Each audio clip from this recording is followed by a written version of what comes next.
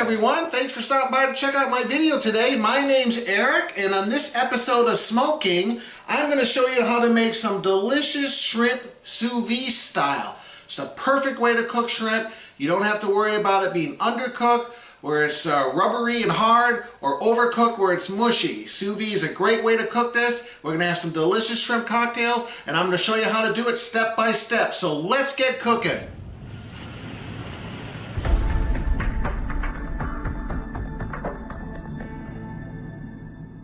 So what I did is I got my shrimp at Sam's Club already frozen. You want to use either fresh shrimp or frozen shrimp. I'm defrosting it a little bit. Luckily, shrimp is such a delicate piece of meat, it doesn't take that long to defrost. So I took around 1.5 pounds of shrimp.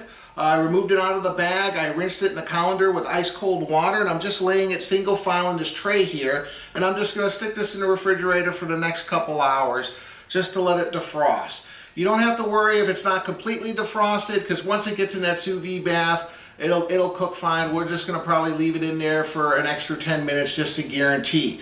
Real basic ingredients too. We're just going to put some regular old butter and some lemon, and before we do that, we're going to toss it with a little bit of salt and a little bit of baking soda.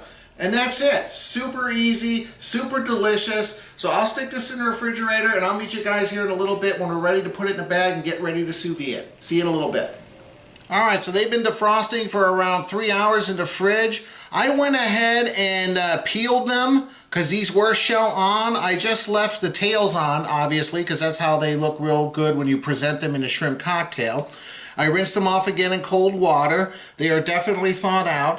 Now I have 1/2 teaspoon of regular salt and 1/2 teaspoon of baking soda, and we're just going to lightly sprinkle this with this mixture here. This kind of helps, I'm not quite sure what it helps or how it helps, but from what I've read, it just really helps the shrimp taste a little bit better and the consistency a little bit better.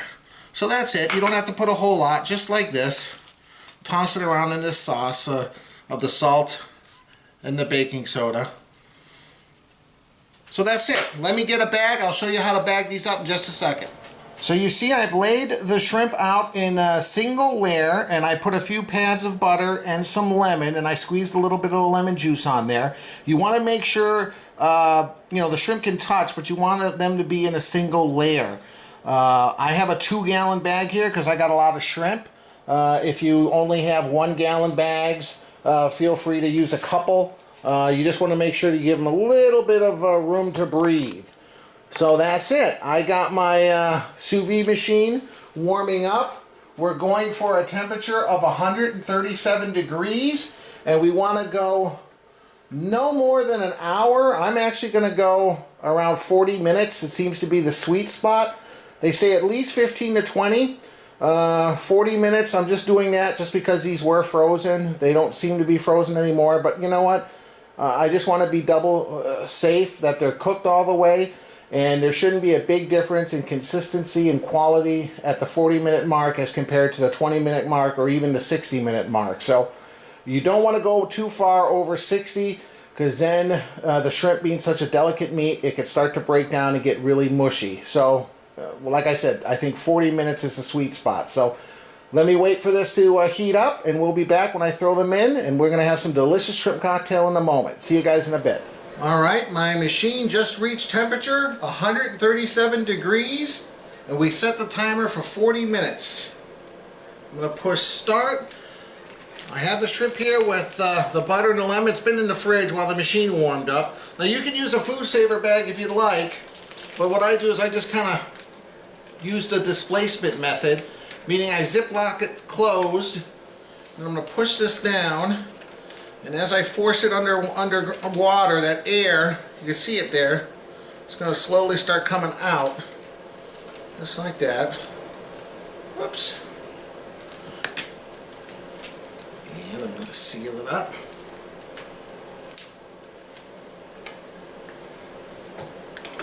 Whoops. We'll pin it on there. Let me see if I can find something to push it down. Definitely want to make sure it gets underwater, all of it. There we go. There we go. So there we go. In 40 minutes, we're going to have some delicious shrimp cocktail. But in the meantime, time for another beer review. Today, St. Pauli's Girl Lager, which is a German beer, quite a popular German beer out here in the United States. I've had this before. Probably everyone has. Let's take a look at this. It's got a nice golden amber color. It's like your traditional Pilsner beer. Nothing super fancy. Let's see. Cheers, guys. Thanks a lot for watching my video. I really do appreciate it. Okay, a little grainy, a little bit of malt, a little bit of hops. Not overpowering. You know, it just smells like beer, basically. Okay. It's definitely got lots of carbonation, more so than most beers. It's got a very light malt taste. Yeah, it's kind of watered down. It's similar to Beck's, which I reviewed a couple videos ago. You know what? It's a good beer. Is it the best beer that Germany has to offer? No, not by any means. And I'm a big fan of German beer. I think they make the best beers in the world, but this one's pretty generic. It's like saying Budweiser is the best American beer. We all know that's not the case, but Budweiser is the biggest guy in the block. Everyone knows them. They're super huge, #1 seller. There's a lot of little microbreweries that make a much better beer. But you know what? This would be a generic German beer. It's good. It appeals to a wide variety of people because it's not very strong, but you know what? If you're a beer connoisseur like me, I like stuff a little bit more flavorful, a little bit more hoppy, I like the flavors and the complexities of different beers. And to be honest with you, this is kind of a watered down version. I mean, it's good. It's a nice warm day today, so I'm definitely going to enjoy it. I would still prefer this over a Bud or a Miller or a Coors because it's got a little bit more flavor. You can taste a little bit of the malt and a little bit of the hops. But, you know, it's an average beer. What can I say? So let's see here. 37 minutes. We'll be back in a little bit when these are ready to come out, and we're going to have some delicious shrimp cocktails. See you guys in a little bit. I'm going to enjoy this beer. All right, 1 minute left. Close enough.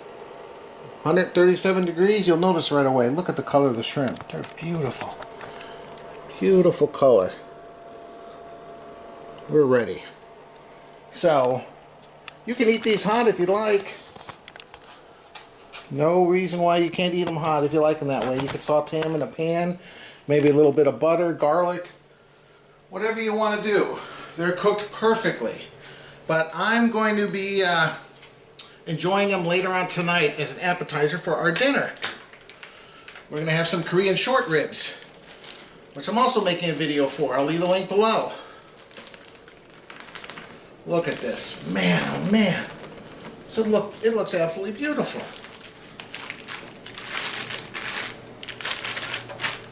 So what I'm going to do now, since I'm going to be eating this later, I took a tray here, put some ice on the bottom. I'm going to give this a quick shock chill and put it in the fridge till we're ready to eat. Make some shrimp cocktails. I'm just going to pour some ice on this, cover it up like that. Just want to bring the temperature down as quickly as possible. I'm going to go put it in the fridge now. It's perfectly cooked. Bring it down to a quick chill. It's going to be absolutely delicious. So I'll put this in the fridge. We'll be back in a little bit. So here we are. I set up some shrimp cocktails. This is my family. My wife Monica, Ava Grace. Say hi, Ava Grace. Hi. My son Kyle. Hi, YouTube. Kyle's never tried shrimp like this. He's only tried it at Benihana, but he likes it. Grab one. And you too, Monica. Okay. See what you think. Put a lemon on it. Okay. Lemon. Good singing. That's our singer. Wow, the consistency is wonderful. Oh, that's a song I made up. Just like you'd expect at a fancy restaurant. Yeah, it's on fish. Tails here. Very That good. is good. I'm really impressed, guys. You got to try the recipe. Yeah. If you like what you see, please like the video. Check out some of my other videos, and please subscribe. We'll see you next time. Thanks for watching. Bye. Bye. Say bye. Bye. Bye.